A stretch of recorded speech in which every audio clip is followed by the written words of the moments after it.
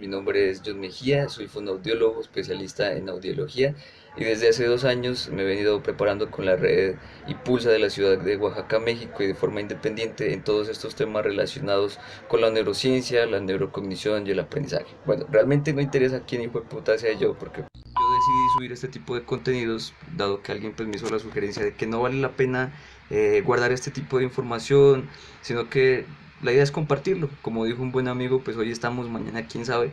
Y no es una información que se va a dar de forma masificada, no como estamos acostumbrados desde el sistema educativo, en que todo es de manera impositiva, sino que la idea es que lo sometan a un análisis crítico, un análisis particular, yo ver dejando toda la bibliografía pues, del tema, como para que ustedes lean por su cuenta, investiguen, se preparen y también logren aportar. Esto no es para personas que estén relacionadas solamente con el área de la salud, con el área de la educación, sino que les puede interesar a todo el mundo. Realmente durante el día nosotros realizamos diferentes procesos cognitivos que son interesantes conocerlos y nos permiten actuar de alguna manera, el porqué de nuestro actuar o el porqué de nuestras decisiones en general, ¿vale? Entonces vamos a empezar a hablar de un tema bastante amplio que es la neurociencia.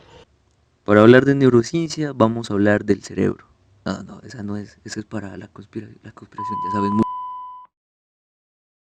La neurociencia como tal establece una correlación entre la función y la estructura cerebral.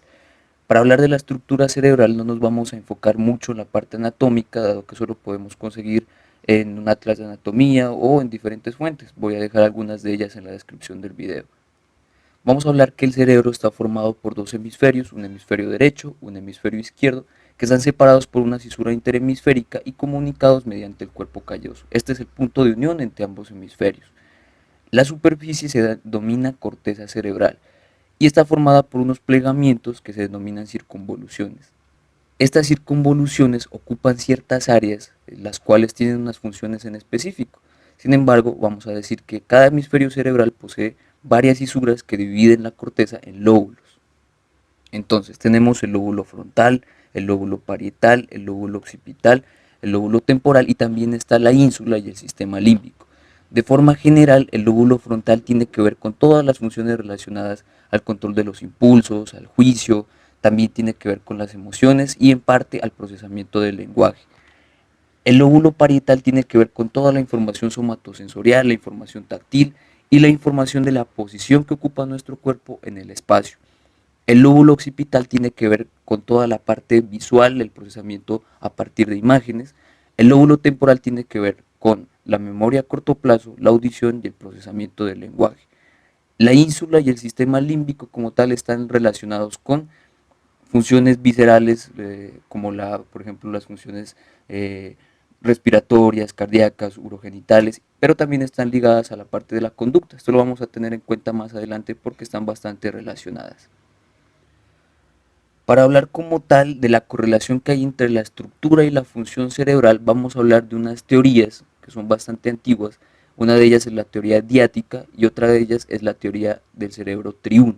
Vamos a hablar específicamente de la teoría diática o del modelo bilateral. Aunque cada persona utiliza permanentemente todo su cerebro, existen ciertas interacciones entre los dos hemisferios, ya sabemos por gracia del cuerpo calloso que está como comunicando ambos hemisferios. Mm, Generalmente se dice que hay un hemisferio que es más activo que el otro. Esta determinación de dominancia influye en factores sociales, factores educativos que más adelante los vamos a ir desglosando. Pero se dice que sí, cada hemisferio procesa la información de una manera diferente y se le atribuyen formas de pensamiento asociadas, que las vamos a verificar más adelante. Entonces, la teoría diática establece que el hemisferio derecho es dominante en los aspectos del intelecto, la percepción visual, espacial, en la captación del todo. Por lo tanto, se le conoce con el nombre de ser un hemisferio intuitivo. Además de eso, el sintetizador es un hemisferio no verbal, reconoce caras, voces, melodías, piensa y recuerda imágenes. El hemisferio izquierdo se especializa más que todo en funciones verbales, matemáticas, es analizador, lógico, secuencial. Es el hemisferio que se lo denomina como hemisferio analítico y se encarga de procesar la información y también pues se dice que es la parte racional. Esta teoría se estableció gracias a estos autores, quienes realizaron pues diferentes estudios y fueron enriqueciendo y fueron evolucionando los conceptos que la implican, pues al mejor estilo eh, de las lobotomías huilenses. Con ello determinaron que cuando se dañaba o cuando había lesiones en ciertas áreas en un hemisferio y en el otro, habrían unas implicaciones diferentes. Entonces se dieron cuenta que habían funciones más especializadas en un hemisferio que en el otro. Sin embargo, con el tiempo se empezaron a dar cuenta que en realidad no había una dominancia, sino una lateralización. De por sí, ambos hemisferios tienen una interdependencia.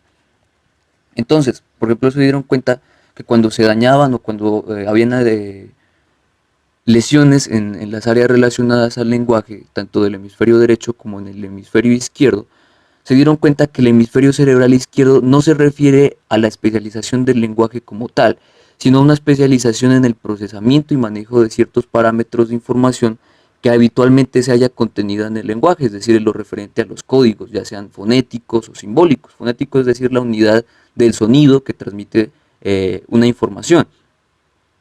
Sin embargo, se dieron cuenta que cuando había una lesión en el hemisferio derecho de la misma área, no se daban o no habían tantas implicaciones en la interpretación del símbolo como tal o del código, sino que estaba más relacionado a la parte intelectual, a lo que se proyecta a través del lenguaje. Por tanto, pues se dieron cuenta que hay una inevitable interdependencia entre el hemisferio derecho y el hemisferio izquierdo, tal como lo muestran pues las notas musicales y la música. Las partes carecen de sentido si no tienen una correlación, a excepción del trap. Las formas de pensamiento atribuidas a cada hemisferio, pues entonces empezaron a darse cuenta que en la realidad no se limitaban, digamos, a una sola percepción de las cosas. Por decirlo así, el hemisferio izquierdo, que está encargado de pensamiento analítico y es el que se encarga de descomponer el todo en partes más simples, independientes, como para comprenderlo. Sin embargo, el hemisferio derecho hace que podamos comprender el todo o incluir todas esas partes dentro de un contexto general. Por lo tanto, cuando nosotros salimos, no vamos descomponiendo como si fuesen objetos individuales, sino que lo vamos integrando dentro de un todo. En realidad no se funciona de una manera independiente, no se es simplemente analítico o simplemente sintético. En realidad hacemos uso de los dos procesos mentales y de los dos realizamos una interpretación de la realidad. Los hemisferios cerebrales a simple vista pues parecen simétricos bilateralmente como lo parecen los diferentes órganos pares en el cuerpo. Algunos físicos aseguran que lo más íntimo de la materia del universo está gobernado por la simetría. Sin embargo, los investigadores más cercanos a la parte de la biología, incluso a la estética, afirman que la simetría es lo que nos hace realmente seres humanos. El cerebro en realidad es asimétrico, es decir, de acuerdo al contexto social, a la educación y a diversos factores, los vamos a ampliar más adelante, sí hay no una dominancia como tal, sino una mayor actividad y eso es lo que va marcando en los factores relacionados a las características usuales de pensamiento, cómo nosotros resolvemos los problemas en situaciones cotidianas.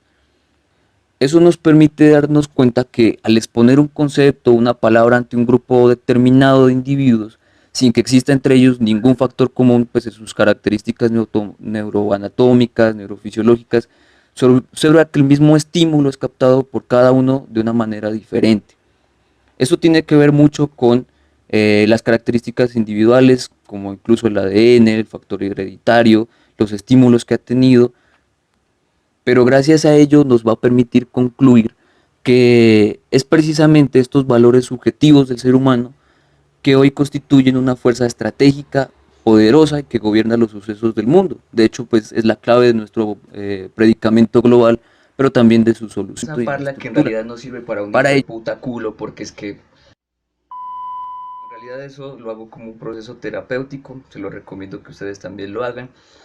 Hay algunos autores, como este hijo de puta, que en realidad está en todo. Ellos intentan explicar cómo se da esta lateralización. Si bien sabemos, en realidad no hay una predominancia de un hemisferio, y el procesamiento o la resolución de problemas se hace tanto de forma analítica como de forma sintética. Sin embargo, se intenta establecer por qué tiende a haber mayor racionalización o mayor intuición en una persona u otra, en los diferentes ámbitos o en los contextos que tiene en su vida cotidiana. Entonces, realmente en esto influyen mucho lo que tiene que ver los procesos psíquicos y los procesos neurofisiológicos. Dentro de los procesos neurofisiológicos, pues hay una influencia en la parte biológica, farmacológica, patológica, genética, y en los procesos psíquicos tiene que ver mucho sobre la crianza y en gran medida la educación. Todo esto tiene que ver en la formación de las redes neuronales. Ese es un tema que, si ustedes gustan, lo podemos ampliar. La formación de redes neuronales prácticamente se da desde el vientre de nuestra madre, y esas redes se van fortaleciendo de acuerdo a los estímulos que se nos van presentando. Entonces, cuando nosotros nacemos, obviamente como el mundo es mucho más amplio y hay una serie de estímulos, nuestras conexiones neuronales o se van a depurar o se van a fortalecer, concibiendo en nosotros algunos pensamientos y haciendo unas activaciones en un hemisferio más que en el otro. La educación aquí tiene que ver y es determinante en el proceso de la lateralización, y es que desde hace mucho tiempo se tiende a creer que la parte racional, la parte analítica, la parte lógica tiende a ser más importante que la parte intuitiva, la parte sintética, la parte imaginativa, y las generaciones se han venido formando en medio de esa idea. Entonces, por ejemplo, vemos que nuestros padres hoy en día, cuando los enfrentamos a la tecnología, lo que ellos ven por lo general es esto, mientras que lo que nosotros vemos es esto de acá, y las generaciones actuales van a ver esto. Entonces eso hace que de alguna forma se estimule un hemisferio más que el otro, a pesar de que ya sabemos pues que hay una intercomunicación, que hay una interconexión y hay una interdependencia. Se tiende a procesar la información con una base analítica y con una base sintética. Hoy en día ya la educación se ha dado cuenta de esto, por lo tanto nosotros ya vimos, por ejemplo, las artes, la estética, y es algo que se va a ir fortaleciendo cada vez más. Como podemos ver, pues es tan valioso un ingeniero como un diseñador. Se puede crear un carro y puede estar muy bien estructurado desde sus máquinas, desde su funcionamiento, pero si no tiene un buen diseño dentro del mercado, no se va a comprar. Realmente eso tiende a complementarse y es bastante importante. Hoy en día sabemos que no es tan significativo una persona inteligente, un espectador inteligente, y no un ser humano integral que sabe apreciar también desde la parte estética y logra formar una visión un poco más amplia de las cosas.